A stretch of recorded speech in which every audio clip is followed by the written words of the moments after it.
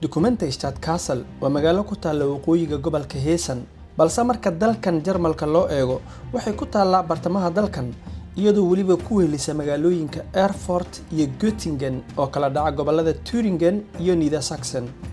Castle waa magaalada saddexaad ee ugu weyn gobolka Heesan oo kaliya waxa ka weyn caasimadda gobolka Frankfurt am Main iyo magaalada Wiesbaden, balse guud ahaan dalkan waxay kaga jirtaa kaalinta afartanaad marka loo eegayo magaalooyinka ugu waaweyn ee dalkan, taasoo ka dhigan inaysan ahayn magaalo sidaas u weyn. sidaas oo ay tahayna mudnaan ahaan waxay wadataa magaca Documentaystad. magaca Documentaystad waxay ku qaadatay bandhig farshaxaneedka caalamiga ah ee Documenta oo magaaladaas lagu qabto 5 sanaba mar, oo marka farshaxaneedka uu dhamaadane qayb ka mid ah farshaxankii la soo bandhigay lagu kaydiyo magaalada. Castle waxay deegaan u tahay 196,799 qof, macnaha dad 200,000 oo qof aan gaarin. sidaas oo ay tahayna waa magaalada labaad ee ugu Soomaalida badan, waxaana kaliya ka horeysa München, caasimadda gobolka xurta ah ee Bayern. safaradeeda dhulmarka ah badanaa Castle waxay u tahay dhextaal, walow aan badanaa ku ekaa Castle Wilhelmshöhe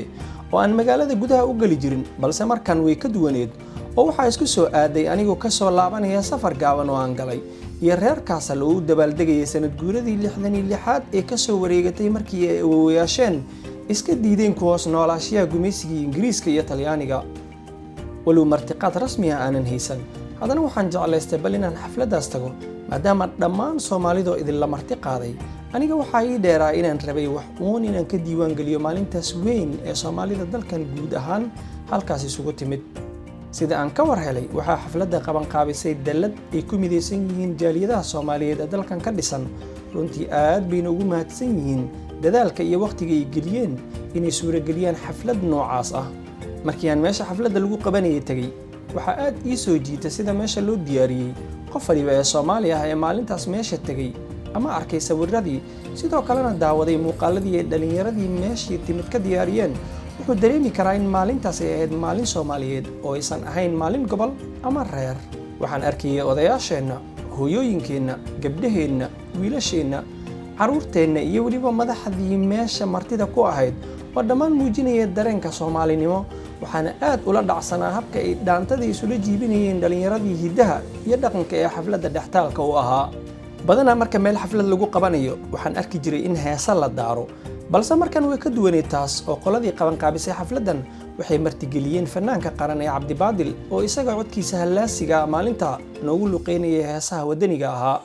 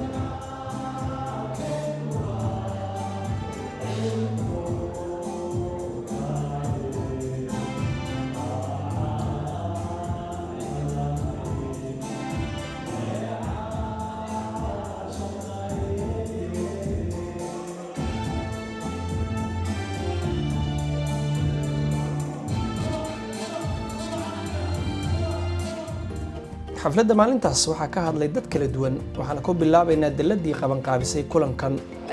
waxaan idinku soo dhawaynaynaa anoo ku hadlaya magaca dalladda guud ee jaaliyadaha Soomaaliyeed ee Jarmalka. munaasabadan quruxda badan oo ku saabsan maalmaha xurriyadda Soomaaliya waa maalmo qiimo weyn leh, waa maalmo na xasuusinaya halgankii, dhiiggii iyo nafurnimadii ay awoowayaasheen iyo ayeeyooyinkeen u soo mareen si aan u helno dal xor ah, calan xor ah iyo sharaf. waxaan rabaa walaalayaal oo aanoo hadalkaygu ku wajahan yahay dumarka. sida aad ogtihiin lafdhabarka bulshadu waa dumarka. haddii dumarku ay hagaagaan, qoys baa hagaagaya. hadduu qoys hagaagana bulsha hagaagaysa. kadibna waxaan dhageysanay qayb ka mid ah taariikh kooban oo ku saabsan calankeena iyo Soomaaliya. calanka Soomaaliya iyo taariikhdiisa waxaan rajaynayaa in la ismaqlayo sababtoo waa wax yaro muhiim ah mar ku dheeraanayo waxa weeye adduunkan aan ku noolnahay waxa 190 dal ayaa jira oo official la ogsoon yahay inta la aqoonsan yahay 195 dal weeyaan 193 waxay calankoodu ka taagan yahay New York UN-ta marka laga reebo Vaticanka iyo Palestine Soomaaliya marka calankeedu waxa naqshadeeyay Maxamed Cawaale Liibaan nin la yiraahdo 1954 shacabku wuu istaahilaa runtii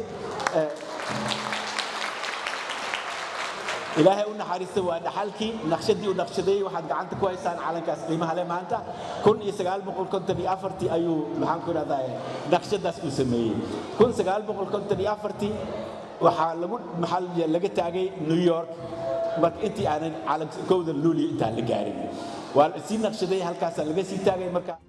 sidoo kale waxa isna meesha ka hadlay safiir ku-xigeenka safaaradda Soomaaliya ee dalka Jarmalka oo isagana muujinayay dareenkiisa ku aadan dhibka dadka Soomaaliyeed ka haysta aqoonsiga ee dalka Jarmalka beenidii sheegi maayo ay email noo soo diraan na soo wacaan ay yiraahdaan walaalayaal noo xaqiijiya warqadan inay adinkan ka soo baxday baldayaad shalay hadday diidayeen maanta waxay maraysaa inoo xaqiijiya warqadan inaad adinkan ka timi waa xaqiijinay marka walaalayaal madaxiina kor qaada maanta Soomaali haddaad tihiin ma joogtaan meeshii wax laydin yeerin jiray ama laydin oran jiray isaga taga ama laydin handadi jiray waxaad leedihiin safaarad idiin dagaalamayso alla igu og yahay ee adinku dad iska dhiga waxaana gabagabadii soo xiray hadalka safiirka Soomaaliya u fadhiya dalka Jarmalka sidoo kalena ah safiirka 4 dal oo kale oo qaaradda Yurub ku yaala sida dadkii safiirka Jarmalka oo la soo magacaabay halkaan aan mid June inkastoo raqaha 4 September laga gudoomay waxa lagu soo kordhiyay oo iyada la hoos keenay 4 wadan oo kale ay ka mid yihiin wadamada Poland Hungary Croatia iyo Czech Republic marka safardu hadda maxay masuul ka tahay safiir u ahay 5 wadan taasina waxa weeyaan guul soo yeetay reer Jarmal oo madaxweynuhu soo magacaabay 5 wadan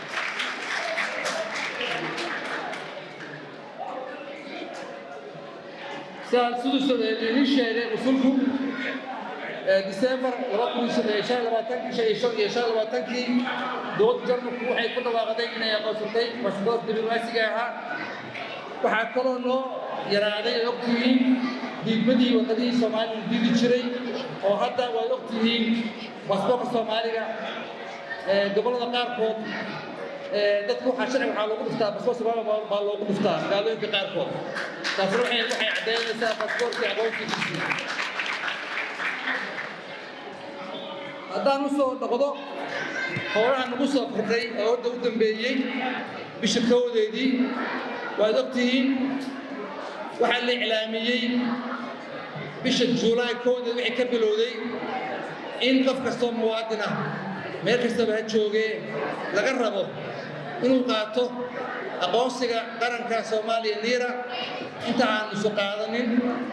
baasaboorka howshaasna waa dhaqan gelinay maalintii Khamiista bay noo bilaabatay wax kastoo bilaa waxba ka imaan kara laakiin hadda isticmaalna ku socotaa dulqaad hal yeesho waa laba system baan ku shaqayn doonaa midna waxaan ku bixinaynaa aqoonsiga qaranka midna baasaboorka lagu bixinayaa waa ogtihiin markii laba system iyo lagu shaqaynayo waqti baa loo baahan doonaa qofkii safarda yimaada ha ku talagalo waqti ha ku soo talagalo anaguna waxaan ku dadaalaynaa oo ka balaqaadaynaa sida ugu dhaxsaa badan oo awoodayda in hawsha lagu fududeeyo haddii ilaahay idmo waxaan kaloo soo kordhin doonaa online appointment ama hadda ka bacdi waxaan rabnaa dadka imaanaya maadaama shaqadii xoogaa ay korortay waqtigii hore qof kasta waa imaanayay shaqadiisa waa loo qaban jiray sanad ka hor waxaan ii ballanqaadnay qof kastoo noo yimaado 2 saac wax wuxuu dadku leeyahay loogu dhammeeyo hadda maadaama laba system lagu shaqaynayo waxaan ku qasabnahay in ballan la sameeyo marka ballan baan qaban doonaa system baan samayn doonaa online waa inii sheegi doonaa systemkaas baan lagu imaan doonaa ballan baan lagu imaan doonaa waqti dhow haddii ilaahay idmo marka taa la socda taasoo la socda waan isoo gudbin doonaa ballan baan ii qabin doonaa qofka imaanaya waxaan jecel lahay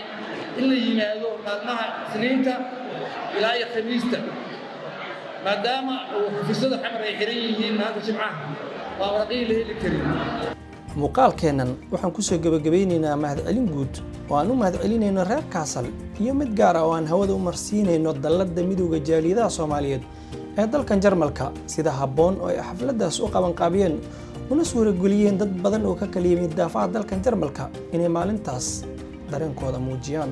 Soomaalida degan magaalooyinka waaweyn ee dalkan Jarmalka reer Kaasal ha ka barteen wax badan nabadgelyo